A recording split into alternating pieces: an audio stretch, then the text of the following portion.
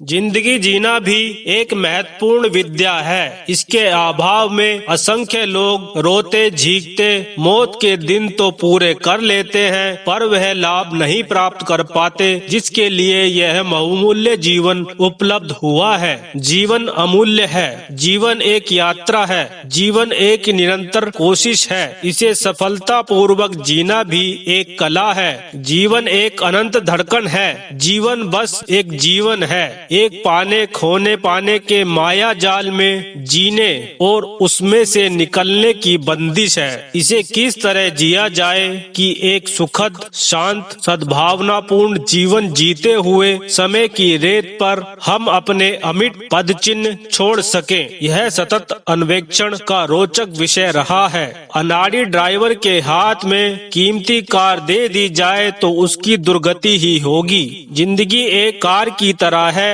उसे ठीक प्रकार चलाने के लिए उसका चलाना जानना बहुत ही आवश्यक है। हम सब किसी प्रकार जिंदगी काटते तो हैं, पर उसमें अव्यवस्था ही भरी हुई होती है। कहते हैं बेताल नाम का पिशाच अपने बालों को बुरी तरह बिखेरे रहता था, जिससे उसकी भयंकरता और भी बढ़ जाती है। बहुधा हमारा जीवन क्रम भी बेताल के बालों की तरह फूहड़पन के साथ अस्त व्यस्त तथा बिखरा होता है। फलस्वरूप न जीने वाले को आनंद आता है और न उससे संबंधित लोगों को कोई प्रसन्नता होती है। प्राचीन काल में हमारे पूर्वज मनीषियों ने जीवन लक्ष्य की पूर्ति के महान विज्ञान का आविष्कार करते हुए इस बात पर बहुत जोर दिया था कि व्यक्ति का लौकिक जीवन पूर्ण रीति से सुव्यवस्थित एवं सुसंस्कृत हो।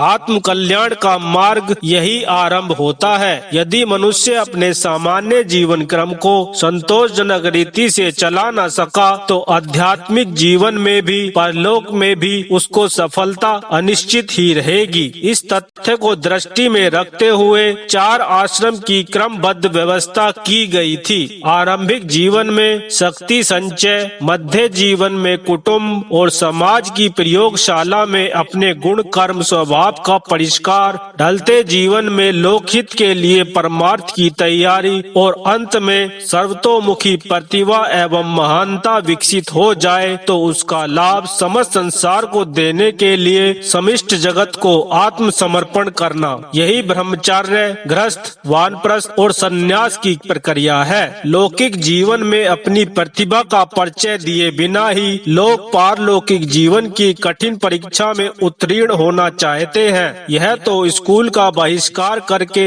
सीधे MA की उत्तीर्ण का आग्रह करने जैसा ही हुआ। इस प्रकार व्यतिक्रम से ही आज लाखों साधु सन्यासी समाज के लिए भार बने हुए हैं। वे लक्ष्य की प्राप्ति क्या करेंगे, शांति और संतोष तक से वंचित रहते हैं। इधर की असफलता उन्हें उधर भी असफल लगती है। यह संसार एक कर्म भूमि है, व्यायामशाला है, विद्यालय है, जिसमें प्रविष्ट होकर प्राणी अपनी अंतरिम प्रतिभा का विकसित करता है और यह विकास ही अनंत आत्म कल्याण के रूप में परिणत हो जाता है। यह दुनिया भव बंधन भी है, माया पाश भी है, नरक भी है, पर है उन्हीं के लिए जिनकी मनोभूमि अस्त व्यस्त है, जिनको जिंदगी जीने की कला का ज्ञान नहीं है। सबके लिए यह दुनिया कुरूप नहीं है। दर्पण की तरह यह केवल उन्हें ही कुरूप दिखाई देती है जिनका अपना चेहरा बिगड़ा हुआ होता है। महात्मा इमर्सन कहते हैं कि मुझे नरक में भेज दो, मैं अपने लिए वहीं स्वर्ग बना लूंगा। वे जानते थे कि दुनिया में चाहे कितनी ही बुराई और कमी क्यों न हो, यदि मनुष्य स्वयं अपने आप को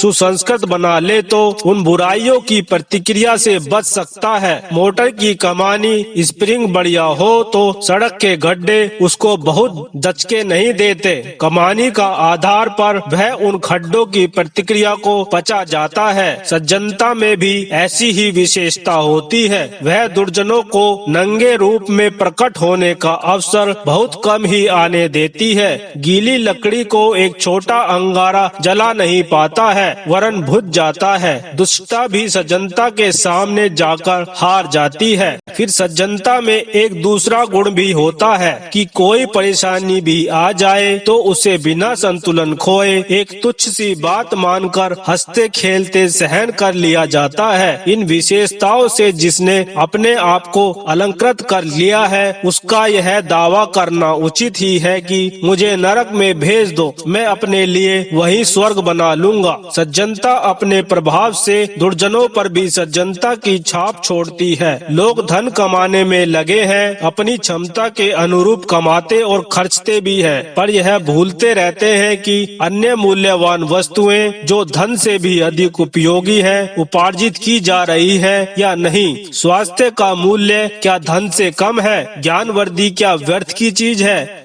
आमोद प्रमोद का जीवन में कोई स्थान नहीं है। पूजा उपासना क्या निरुपयोगी ही है? स्त्री बच्चों का व्यक्तिगत दिलचस्पी से दूर रखकर क्या उन्हें रोटी कपड़ा देते रहना ही पर्याप्त है? जिस समाज में हम जन्मते हैं और पलते हैं, क्या उसके प्रति हमारा कोई कर्तव्य नहीं है? इन बातों पर यदि विचार किया जाए तो यह निष्कर्ष निकलेगा कि धन कमाने की तरह ये सब बातें भी उतनी ही आवश्यक है। केवल एक ही काम में सारा समय और मनोयोग खर्च कर देना उचित नहीं है, वरन सर्वतोमुखी उत्कर्ष की आवश्यकता है। जिस प्रकार केवल घी खाने से ही स्वास्थ्य नहीं सध सकता, उसके लिए अन्न, फल, लवण आदि के सम्मिश्रण से संतुलित भोजन चाहिए। इसी प्रकार हमारे उपार्जन भी सर्वतोमुखी संतुलित होने चाहिए। जीवन विद्या का यह पहला पाठ है। कितने लोग जिनने यह पाठ पढ़ा है, व्यवहारिक जीवन में उतारा है, जो इस शिक्षा से विमुख रहे हैं, वे भले ही धन या अभिष्ट हैं, वह एक वस्तु अधिक मात्रा में कमा ले, पर इतने मात्र से ही उनका जीवन सर्वतोमुखी आनंद कदापि प्राप्त न कर सकेगा। गौरव की, प्रतिष्ठा की, बड़प्पन की, सम्मान की सब कोई इच्छा करते हैं, पर कितने लोग हैं जिन्होंने यह सीखा हो कि अपने आदर्श एवं दृष्टिकोण महान रखने पर ही सच्ची और स्थिर प्रतिष्ठा प्राप्त हो सकती है। जो भी काम करे उसमें अपने व्यक्तित्व की महानता की छाप छोड़ी जाए, जिसके परिणाम में हमें सच्चा गौरव प्राप्त हो। इस बात को कौन सोचता है? आज तो लोग फैशन, श्रृंगार, अकड़,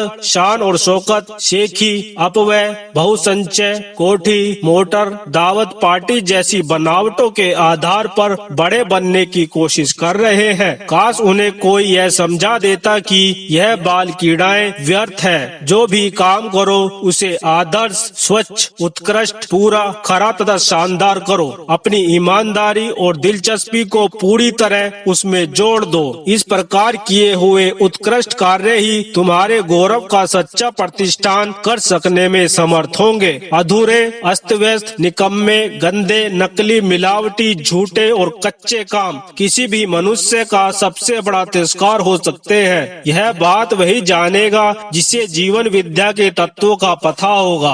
अपनी आदतों का सुधार, स्वभाव का निर्माण, दृष्टिकोण का परिष्कार करना ही विद्या का आवश्यक अंग है। ओछी आदतें, कमीने स्वभाव और संकीर्ण दृष्टिकोण वाला कोई व्यक्ति सभ्य नहीं गिना जा सकता। उसे किसी का सच्चा प्रेम और गहरा विश्वास प्राप्त नहीं हो सकता। कोई बड़ी सफलता उसे कभी न मिल सकेगी। कहते हैं कि बड़े आदमी सदा चौड़े दिल और ऊंचे दिमाग के होते हैं। यहाँ लंबाई चौड़ाई के मतलब से नहीं है, वरन दृष्टिकोण की ऊंचाई का ही अभिप्राय है। जिसे जीवन से प्रेम है वह अपने आप को सुधारता है, अपने दृष्टिकोण को परिष्कृत करता है। फल स्वरूप उसके सोचने और काम करने के तरीके ऐसे हो जाते हैं जिनके आधार पर महानता दिन दिन उनके समीप आती जाती है। वचन का पालन, समय की पाबंदी, नियमित दिनचर्या, शिष्टाचार, आहार विहार की नियमितता, सफाई व्यवस्था आदि कितनी ही बातें ऐसी हैं जो सामान्य सी प्रतीत होते हुए भी जीवन की स्वावस्था के लिए बहुत ही महत्वपूर्ण है। पाश्चात्य देशों में इन छोटी छोटी बातों पर बहुत ध्यान दिया जाता है। फल स्वरूप भौतिक उन्नति के रूप में उन्हें उसका लाभ भी प्रत्यक्ष मिल रहा है। स्वास्थ्य, समृद्धि और ज्ञान की दृष्टि से पाश्चात्य देशों ने जो उन्नति की है उसमें इन छोटी छोटी बातों का बड़ा योगदान है। इन बातों के साथ साथ यदि आध्यात्मिक सद्गुणों का समन्वय भी हो जाए तो फिर सोने और सुगंधी वाली कहावत को चरितार्थ होते हुए देखा जा सकता है। ऊपर की पंक्तियों में जीवन विद्या के कुछ महत्वपूर्ण पहलुओं की थोड़ी सी चर्चा की गई है। ऐसे कितने ही कोणों से मिलकर एक संतुलित जीवन बनता है। यह संतुलित जीवन व्यक्ति को स्वास्थ्य विकास की ओर ले जाता है और ऐसे ही सुविकसित व्यक्तियों का समाज किसी राष्ट्र को गौरवशाली बनाता है। आज चारों ओर अगणित कठिनाइयाँ, परेशानियाँ और उलझने दिखाई पड़ती हैं। उनका कारण एक ही है, अनैतिक असंस्कृत जीवन। समस्याओं को ऊपर से सुलझाने से काम न चलेगा, वरन भूल कर कारण का समाधान करना पड़ेगा। मनुष्य के जीवन दिव्य देवालयों की तरह पवित्र, ऊंचे और शानदार हो, तभी क्लेश और कलह से, शोक और संताप से, अभाव और आपत्ति से छुटकारा मिलेगा। व्यक्ति यदि भगवान के दिव्य वरदान मानव जीवन का समुचित लाभ उठाना चाहता हो तो उसे जिंदगी जीने की समस्याओं पर विचार करना होगा और सुलझे हुए दृष्टिकोण से ही अपनी गतिविधियों का निर्माण करना होगा। जिस प्रकार पियानो बजाने वाला हर सुर का ध्यान रखता है उसमें हर सुर संगीत बनकर निकले, उसी प्रकार भविष्य को बनाने वाले मनुष्य अपनी जिंदगी के अंदर हर सुर का ध्यान रखते हैं। इस जीवन में उसके अंदर वासना, स्वार्थ, नफरत और विरोध के सुर न पनपने पाए। अगर ऐसे सुर उसके अंदर आ गए तो जीवन लड़खड़ा जाएगा। हमें अपने कार्यों में पूर्णता लाने का प्रयास करना चाहिए। उदाहरण के लिए यदि झाड़ू लगाएं तो कहीं गंदगी नहीं रहनी चाहिए। यदि भोजन करें तो बैठकर इत्मीनान के साथ करें। यदि बात कहें तो पूरी स्पष्टता के साथ कहें। नींद ले तो चिंता मुक्त होकर गहरी नींद ले। ऐसा करने पर आपके जीवन में सकारात्मक परिवर्तन होगा और आप जिंदगी जीने की एक महत्वपूर्ण कला को विकसित करने में कामयाब हो सकोगे। धन्यवाद।